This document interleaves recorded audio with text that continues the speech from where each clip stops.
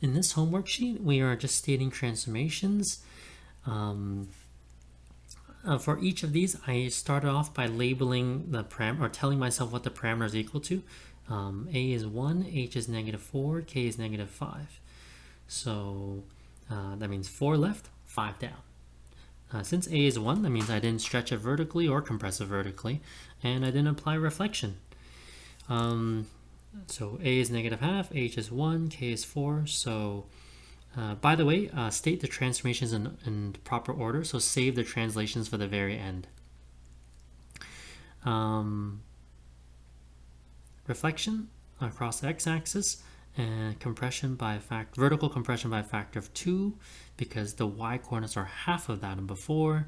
1 right, 4 down. Oh, sorry, 4 up. So that's basically all I did. I stated the parameters, and then I stated the transformations accordingly. Not really much to say. The last two, I actually want to add a small little comment. So, actually no, G is fine. G is very straightforward. H, a lot of students have trouble establishing what H is, the parameter H is equal to. So if you don't see brackets here, H is 0, okay? I know it looks confusing. Actually, this is very similar to D. So I know students are very used to seeing the brackets, but if there's no brackets, that quite simply means H is equal to 0.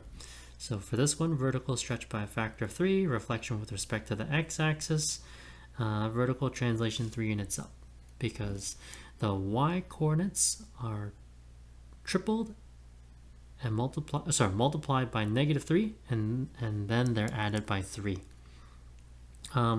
I think I forgot to mention in my lesson why you want to save translation at the end.